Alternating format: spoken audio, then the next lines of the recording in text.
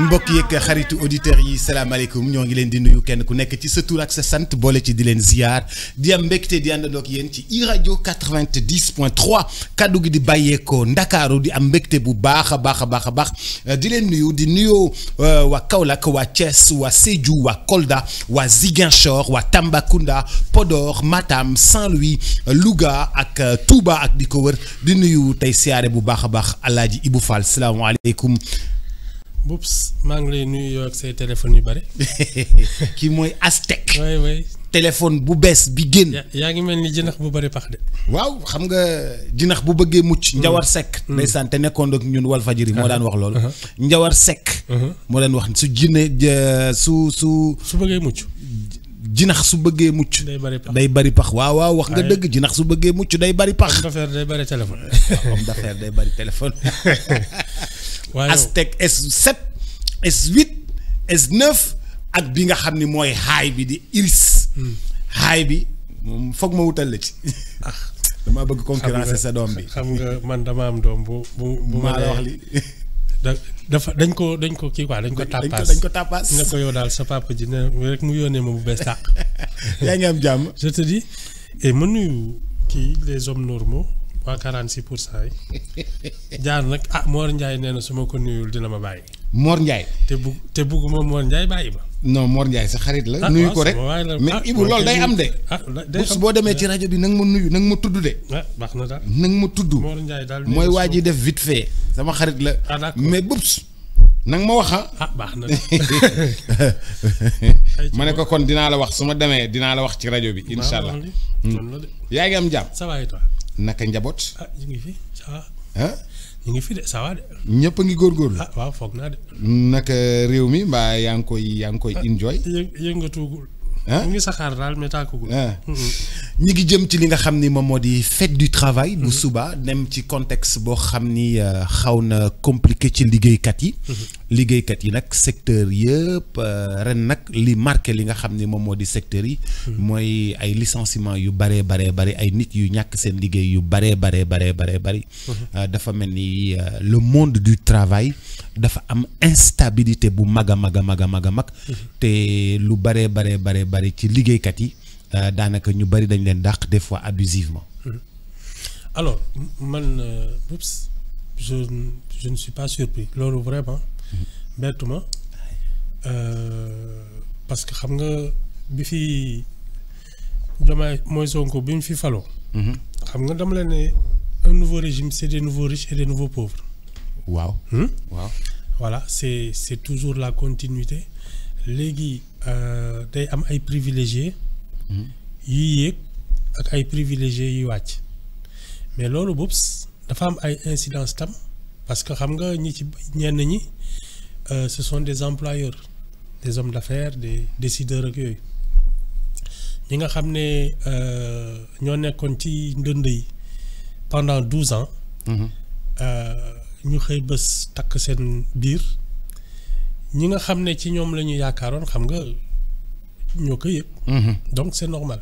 léegi li ñu mënoon xaar nag mooy su dee dafa am régime bu bees ci ni muy doxalee.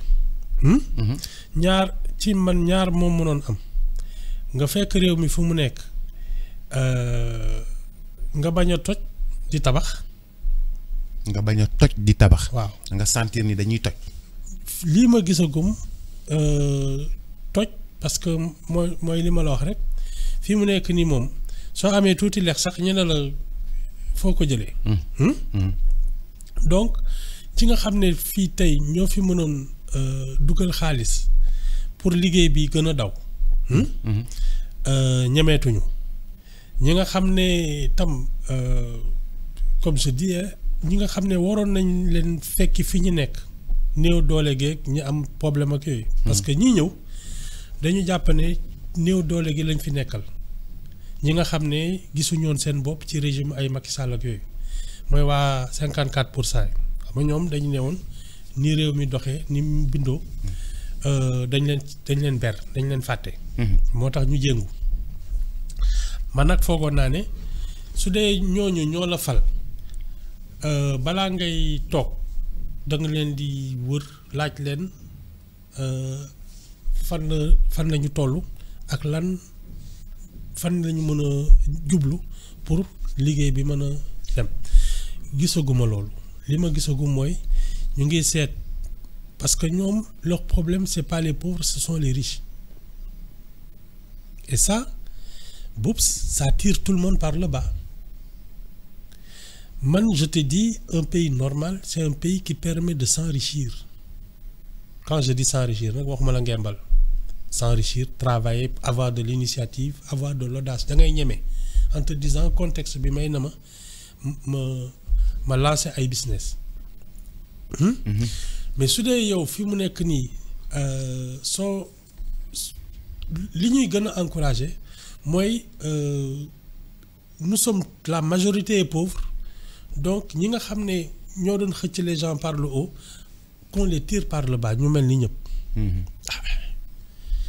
Donc, on va continuer à fermer des entreprises et à augmenter les chômeurs. Loolu de la fi gis. Mais syndicats yi xam nga dañ leen ñaanoon. Déjà vraiment le Front social allait être en ébullition. Le Premier ministre les a convoqués au Grand Théâtre. Chacun a pris la parole et puis bien organisé, que chacun parle 5 minutes. Ñu wax leen ne li ngeen jàppoon yëpp teg leen ko ci suuf. may ñu besoin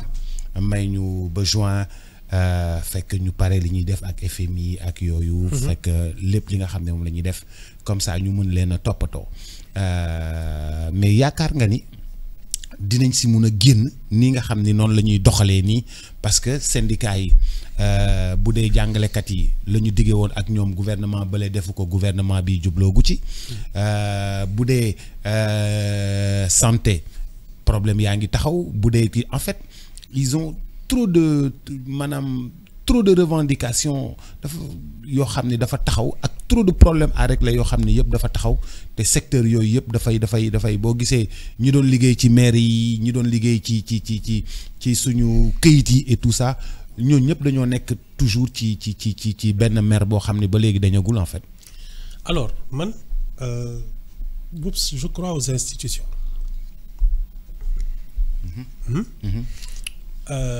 li ma jàpp mooy fi nga xam ne foofu la ñu waroon mën a toog. waxtaane ko. ci jàmm. c'est le conseil économique et social qui était fait pour ça. Parce que foofu la ñi nga xam ne ñooy représenter le patronat les travailleurs le mouvement associatif yooyu yëpp. Dès le début ñooñu nga waroon njëkk a déglu parce que ñoom ñoo yor liggéey bi. Parce que su dee yow Boubs dama la woon dès le début ne que sa noon la parce que tas institution boobu c'est une déclaration de guerre pour le monde du travail pour le monde actif yéen amu leen benn njariñ à part yàq suñu xaalis loolu soo ko waxee nit ñi nga xam ne syndicats yeeg ñëpp a nga fa après quand tu veux discuter avec eux tu leur racontes quoi.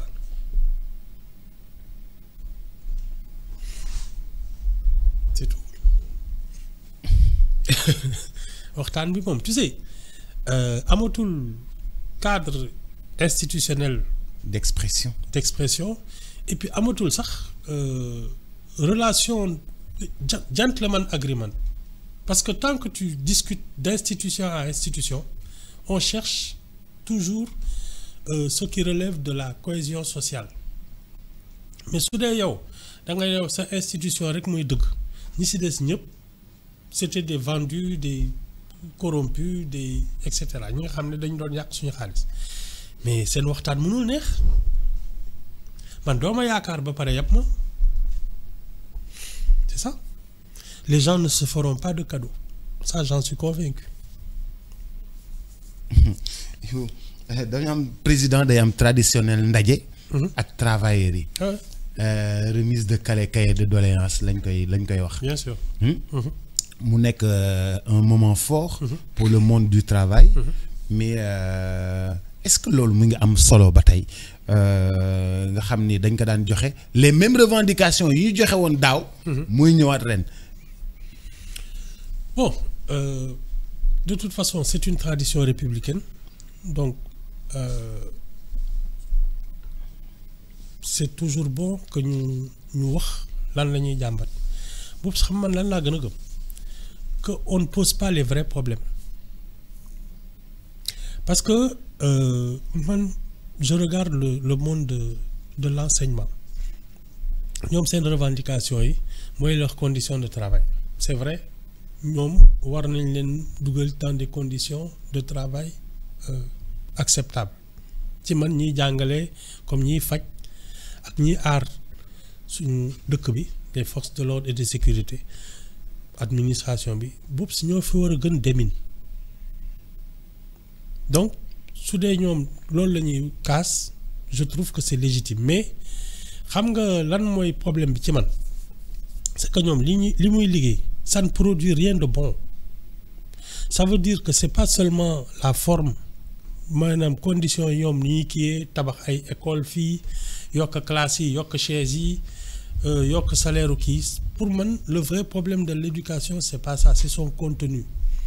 Comment l'école sénégalaise peut produire un Sénégalais qui construit son pays te loolu bokkul ci revendication yi bokkul ci fi ñuy toogee di ko waxtaanee ñoom seen problème bopp la ñuy wax mais problème réew mi waxuñ ko te gis nga tant que on n'aura pas réglé la productivité de l'école maanaam école sénégalaise di créer ñoo xam ne 16 ans 17 ans ils commencent à construire leur pays ñi leen di jàngal duñ dem fenn parce que ñi créer progrès mooy le produit de l'école sénégalaise ñooñu ñooy tooj dëkk bi ba nga xam ne bés boo fee ay enseignants ay 1 million et demi par mois danañ ko fi fekk parce que dañ ko liggéey c'est pas ce qui se passe l'école produit des chômeurs. Mais Ibou l'école produit des chômeurs loolu moom ëpp na. Ah si déedéet. Ah si. Ibou nit ñaa ngi jàng ba pare di jéem bu ñu jàngee ba pare jéem a defal seen bopp bu ñu mënul defal seen bopp ñu jéem bu leen état bi jëlul ñu jéem a defal seen bopp. Boops. Oui. ñiy jàng pour état bi jël leen pour man c'est pas des du ñoo xam ne dañ koy improviser gis nga ñi nga xam ne dañu war a servir état bi dès le bas âge on les repère parce que ce sont les plus brillants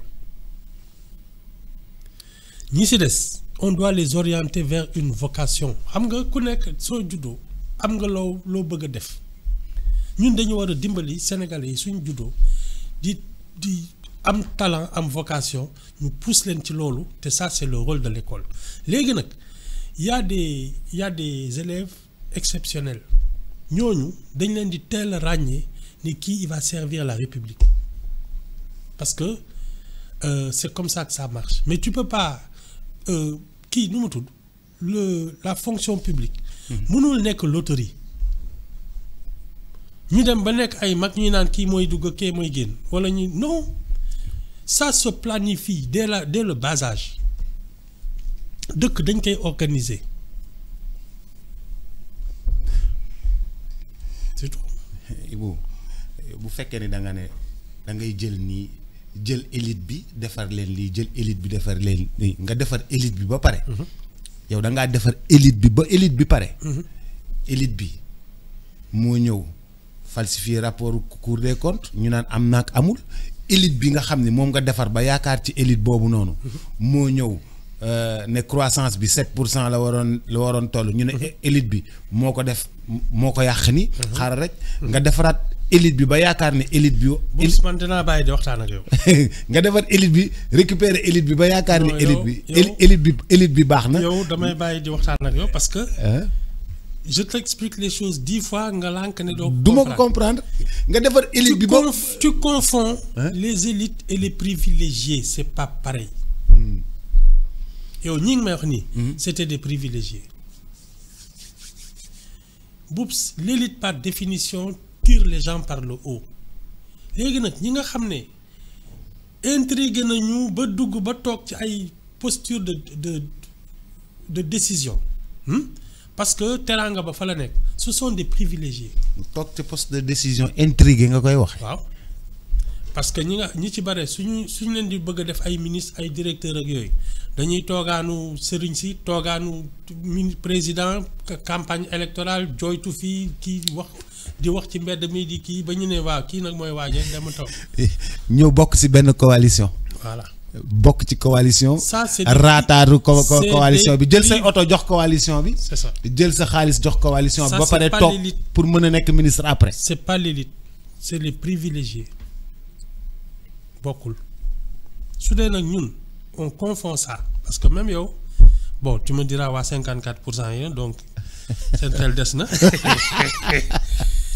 non mais il faut pas se tromper Boubs une élite c'est cette catégorie qui porte le pays ñoom soxlawuñu privilège ñoom mooy ñi nga xam ne dañuy xëy defal seen bopp ba départ zéro xëy bés am une entreprise qui fait 100-200 personnes ñuy fay nit ñi ak yooyu kooku mooy élite. mais tout ki nga xam ne day wéeru di wéeru ci ay xame bañ jox ko poste ministre xàmmeewul sax gauche ak droite on confond ça. mais Ibou ñooñu di liggéey noonu ba am entreprise yu mag yooyu ba am 200 c'est ça 300 l'élite 500 personnes cette élite là mi ngi bugg a dee de. Ah, je te dis notre pays ne protège pas son élite. wax naa la ko fi élite ñaata boobu mi ngi bugg dee de. mais c'est parce que nos institutions ne protègent pas l'élite moo tax ay privilégiés ak yooyu ñoom ñooy xëccoo di toog di décider xam nga nee naa la fii soo bëggee créer champion. doo dem fekk ki nga xam ne moo xarañ da ngay ne kii mooy sama mbokk parce que man maa toog ci jal bi. te sama mbokk laay jox marché. exactement c'est pas l'élite c'est un privilégié c'est pas pareil du tout. su ma nekkul woon ci poste bi moom du jot ci marché bi. mais parce qu'il n'en a pas le talent ni la compétence. C'est de ça qu'on parle. Si nous on confond l'élite et les privilégiés, mais le problème commence par là. Mooy désordre bi ma la wax ci dëkk bi rek personne n'est à sa place. Ibou est-ce que am na dëkk boo xam ni tout le monde est à sa place. Ah oui. Boubs. ay pays scandinaves yi xanaa. Les pays scandinaves mais la Chine. Pourquoi la Chine se développe? Tout le monde est à sa place. C'est pas autre chose. Loolu la. ku nekk yaa ngi toog sa place. Oui. ku ne li nga war a def nga koy wax def li ba pare yaru yiw yam. c'est ça c'est comme une fourmilière. mais c'est que nag. ku ci nekk xam nga sa rôle ku nekk yaa ngi liggéey sa liggéey mais c'est comme ça qu'un pays fonctionne mais duñ ko loterie. saa yu amee nguur gu bees tu vois des nouveaux riches et des nouveaux pauvres dans les affaires dans les postes de décision dans tout. C'est comme ça que nous moo tax tu as l'impression qu'on zigzague demuñu fenn loolu la de.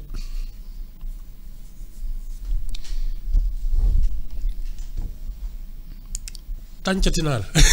man ngay jéem a tànc. non mais Boubs il faut pas se tromper. Les élites et les privilégiés ne sont pas pareils. Maintenant, dans un pays dont les institutions sont fortes, bien organisées, l'élite prend le pouvoir. Amul sax werante ñun désordre bi tax privilégiés yi c'est-à-dire ce pays marche sur la tête. Les privilégiés se sont emparés de tout. Et ils n'ont pas les compétences. Ça ne marche pas. C'est de ça qu'on parle. Mooy désordre bi ma la wax. Aujourd'hui, à l'Assemblée nationale, il y a une colonne de députés qui n'auraient jamais pu être élus dans leur département, mais qui liste nationale lañ leen boole. C'est ce que j'appelle la cinquième colonne de l'exécutif. ñoom ñoo nekk Assemblée nationale di def lu neex exécutif bi. Et ça date de très longtemps. Xam li ma la wax. Conseil économique et social nga xam ne c'était un lieu où un politicien ne devrait pas siéger ñoom ñoo leen envahir. da ngay toog ñu ne la bon maintenant gouvernement bi on va chercher des gens de la société civile jël ay ñetti nit ñoo xam ne amuñu kenn musuñu politique mais ça ne marche pas. Un gouvernement c'est des gens qui font de la politique. mais Ibou yow c'est que bu ñu lay déglu dafa mel ni dara baaxul ci réew mi bu ma lay dégg dafa mel ni dara baaxul ci rien n'est structuré rien n'est organisé ou on doit casser tout pour recommencer. Non, il faut redresser. Parce Redresser. que, oui, il y a au moins une constante, Boups. Moi, nous, depuis 1960, on a des régimes politiques qui se succèdent. Ça veut dire que nous avons une architecture, nous avons une colonne vertébrale, l'administration, ça peut tenir un État. Mais nous sommes dégradés. Parce que si nous avons un rapport où nous ministère des Finances, nous avons falsifié. À Cour des comptes, personne ne peut plus dire. Il paraît qu'il y a 2 rapports qui circulent. Kenn naan ban rapport laa ciy gëm. Alors, bii dañ ko signé bii signé wuñ on ko. commence à. Et un député se permet de dire que bi ñu leen jox kenn signé wu ko mais bi ñu signé président lañ koy jox. Voilà. Non, je te dis, on a ce problème et non, de plus en plus, ça se dégrade. Parce que quand l'exécutif et le législatif remplacent la magistrature, la justice, dans ce qui s'est passé l'année dernière, affaire Amnesty, ils ont pris la place des juges. Oups, c'est très grave. Moi, c'est de ça que je te parle. Ils ont pris la place des juges. Ils ont arrêté, ils ont def ci kasso bi, ils ont gagné, ils ont amnistié, effacé ay casier judiciaire. Ça, c'est le rôle de la magistrature. C'est de ça qu'on parle. L'Assemblée nationale la jaar, magistrature mënu ci dara. Mais justement, c'est ça qui n'est pas normal. Chacun doit faire son travail. C'est pas aux députés de juger, c'est aux magistrats. C'est de ça que je te parle. Désordre, au plus haut sommet de l'État. C'est partout. Alors que les gens ont négocié la nuit. Voilà. Négocier la nuit ba pare dem. di xeex bëccëg di waxtaan guddi. Di xeex bëccëg di waxtaan guddi. C'est ça. Voilà lañ def. Bon, comme yaa ngi woon Assemblée nationale. Ma taxaw Assemblée nationale, l'honorable député Guy Marius Sagna mi ngi wax ni di interpeller monsieur le ministre Guirassy di ko wax ne ko monsieur le ministre dafa jënd ay tapis iranien mobilier wu 2 millions tapis iranien à 1 million di ko kaas ay petit déjeuner 600 000 Guy Marius Sagna indi question yooyu mais le ministre a répondu nee na man changé wu ma benn chaise bi ma fi ñëwee léegi changé wu ma benn chaise. dafa mel ni Guy mooy ëpp écho bu waxee que le ministre et tout parce que il tape un peu très fort sur les gens.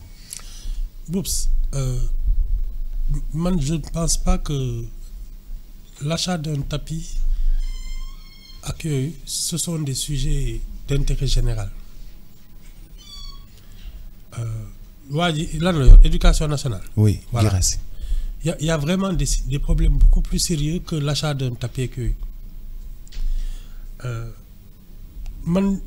Changement de mobilier. Oui, un changement de mobilier. Xam nga man lan lay wax. Xam nga fi dafa am ay organes de contrôle, ay chambre de discipline budgétaire, ay yo xamné so défé ay dérapage dañ lay won la yow li doon ki tu rembourses wala etc. Ça c'est pas un débat. Le débat, c'est sur comment faire pour que l'école sénégalaise produise des citoyens capables de construire ce pays. Ñom loolu lañ leen yónnee mais ay cafetière ak ay tapis persan ay fauteuil non mais mais Ibou d'ailleurs ay changement de mobilier de bureau DMTA moo koy toppatoo moo lay jox matériel moo lay jox kii moo lay jox ce n'est même pas un débat public. Dans quelle république sérieuse on parle de chaises et de fauteuils à l'Assemblée nationale?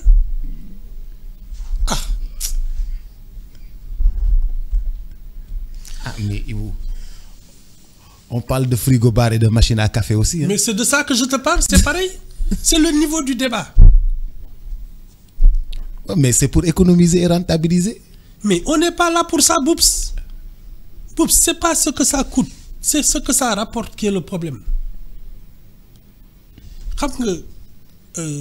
Aujourd'hui, tu prends un ministre qui doit faire le tour des régions.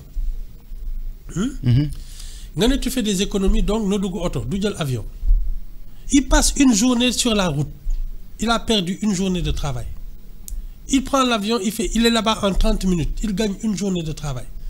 Nous, on est en train de discuter de ça.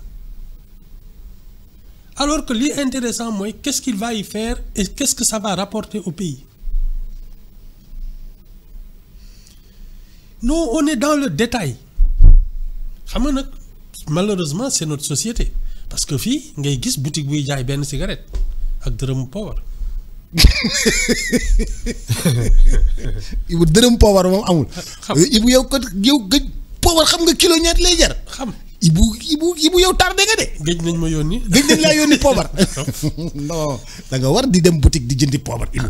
Yow power nu mu chéré ci li gën a cher ci réew mi power ci la bokk. Je te dis, en tout cas, c'est pas un débat public. Boups, les problèmes des Sénégalais sont très sérieux. C'est des problèmes de d'économie accueil. Oui, mais de survie. Mais ce régime-là nous a vendu la rationalisation. Et quand on nous vend la rationalisation, il faut surveiller de très près tous ces ministres, tous ces DG. Non, il faut surveiller de très près, Ibou, tous ces ministres, tous ces DG qui ont l'argent du contribuable. Xoolal li ñu dal ci ACPI bala mu ñoo dalat. Defe naa foofu la gii di waxee. Boups. Oui. Je ne connais pas un homme politique dans son programme qui va proposer aux électeurs le gaspillage. Man soo leen ma falee danaa yàq damay jël alalu réew mi pasare ko damay noos. Tu as déjà entendu un homme politique? Non, tout le monde parle d'économie, de rationalisation. C'est évident que quand on te confie un pays, c'est que tu dois rester dans l'orthodoxie. Donc loolu jarul waxtaanee. Ça c'est pas des discussions de responsables et de gouvernement. Les gens ne savent pas quel sujet ils doivent traiter. Man, c'est ça qui m'inquiète. Ouais, mais xam nga dafa am ay sujets yoo xam ni boo ko évoqué réew mi yëpp a yëngatu. Tu parles à 54% des gens. C'est ce niveau-là. Yéen ñooñu. Xam nga on dit que les 57% des adultes sont analphabètes ou illettrés. Ñooñu ngay waxal. Yow xam nga depuis 1 an maa ngi lay expliquer les mêmes choses mais tu n'y comprends rien. Bugguma. Kay yéen a ngoog. Yéen a ngoog daal. Non. ñu muñ 2029 yàggatul. mais Ibu yow xam nga yow. sa bureau doo fa def ay matériel bu cher parce que da ngay rationaliser mais ni nga war a rationaliser sa privé. noonu nga war a rationaliser yëfu kii bi. non. yëfu gouvernement Boups man xam nga pour man soo nekkee kilifa dafa am ay questions yoo xam ne c'est pas de ton ressort parce que tu as des assistants, tu as des collaborateurs qui doivent savoir dans quelles conditions te mettre au travail. C'est pas à toi de dire je veux ay rideau yi mel nii ak ça du sa cër. Tu es pas là pour ça. On me raconte l'anecdote du général de Gaulle bi muy bind ay livres yooyu il a fait 12 ans je crois de traversée du désert donc il a écrit des livres moom su yeewoo le matin day ñëw fekk ci bureau ñu tegal ko son tas de feuilles ses crayons taillés ses gommes ak yooyu il fait pas autre chose day ñëw rek bind. Parce que li ko wër xam nañ ne dans quelles conditions il n'est pas là pour tailler des crayons. dañuy tailler crayons yu bari teg. waaw teg gomme. waaw teg feuille blanche. voilà muy bind. waaw parce qu'il est là pour ça il réfléchit voilà. Il est stratège. C'est pas à lui de dire man fauteuil bi qui non quand tu as une vraie équipe il y a des détails dont tu ne t'occupes pas. C'est pas à eux de dire ça. ñoom dinañ xool sa bureau. xam nga mooy li ma la doon wax ci le temps présidentiel. Il est trop précieux pour que muy bale mbedd. Parce que les problèmes des Sénégalais n'attendent pas. Mais donnez le bon exemple. C'était juste pour donner le bon. lii métti na. Non, c'était pour donner le bon exemple. Ibu damaa d'accordul ak yow. anamu damaa d'accordul ak yow. ah ni ñu mujjee. mais d'accord ma ak yow mënoon nañ ko njëkkee. mais damaa d'accord ak yow. xam nga moom sa fonction c'était quoi. De faire en sorte que les gens n'osent plus salir. Parce qu'il incarne l'autorité. Ce n'est salaamaaleykum ñu ne yii fii kenn dootu fi tilimal. Ça lui aurait épargné des coups de balai. C'est ça? Non, Boups, la fonction présidentielle est éminemment grave. Quand tu n'es pas habité par ça, effectivement, tu peux parler de choses.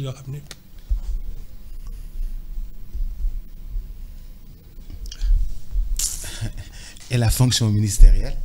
C'est pareil. C'est pareil. Boups, c'est le bien public, c'est l'intérêt public. Xam nga ñun lan moo tax li ñuy def nii on n'a pas l'air de s'en rendre compte. Boups, les pays faibles disparaissent. Ils s'écroulent.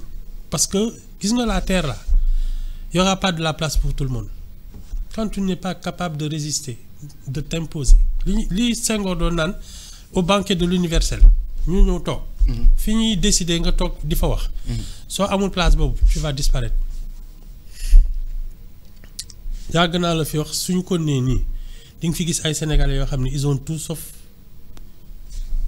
des airs de sénégalais ay chinois ki ay indiens ki ay turcs ñoo fi nekk yor carte d'identité sénégalaise ñun on va nous parquer ñi fi juddoo ak yooyu seen maam nekk on va les parquer dans des réserves comme les Indiens d'Amérique.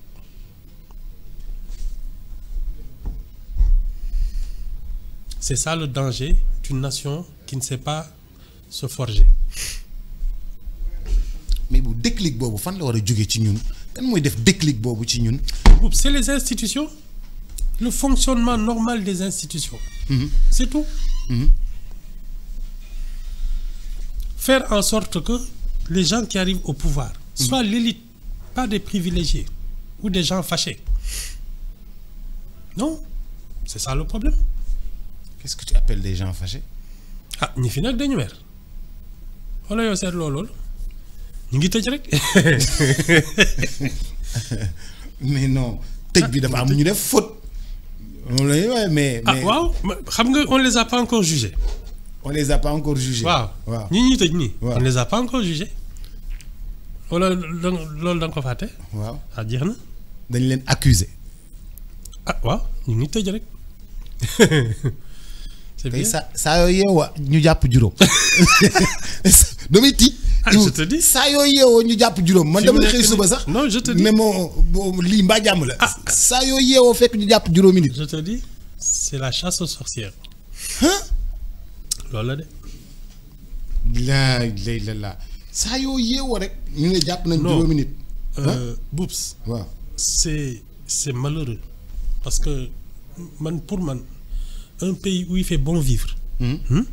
C'est un pays où ton talent peut s'épanouir maanaam tey da ngay juddu màggee fii ak yooyu dans des conditions normales nga ne man je veux être artiste. nga jaar école des arts. waaw à la fin de ta vie. Tu es connu dans le monde entier parce qu'il y a cette liberté. Il y a le contexte favorable. duñ la teg dof duñ la teg kii voilà nga nekk écrivain comme sama compagnie gi génne livre ñëpp jënd on te dira pas yii ñun dañuy daw dépassé taluñu jënd ay. mais Ibou taluñu taluñu sa livre. waaw d'accord Ibou dañuy daw dépense. C'est bien ñun lu ñu am dañ koy jox njaboot ñu lekk. moo taxit non waa 54% yi moom vraiment jéggal naa leen seen ay koppar. mbaa da ngay waaj a génne livre. maa la wax li maa la wax li de. waaw waa 54% vraiment baal naa leen ko. 46 yi rek ngay jaay sa livre. Exactement. Ibou jugal ñibbi génne sa livre. mënee ko catégorie moomoo loolu. génne sa livre ba pare ne ñii rek. laa koy jaay damay bañ kuy lire di mer di saaga ak tiki te joxe ci sa xaalis. Ibou ba suba ak jàmm. maa ngi lay gërëm di la sant livre Ibou Fall bii génn moom bu soobee yàlla man 54 laa du ma ko jël. au revoir ciao.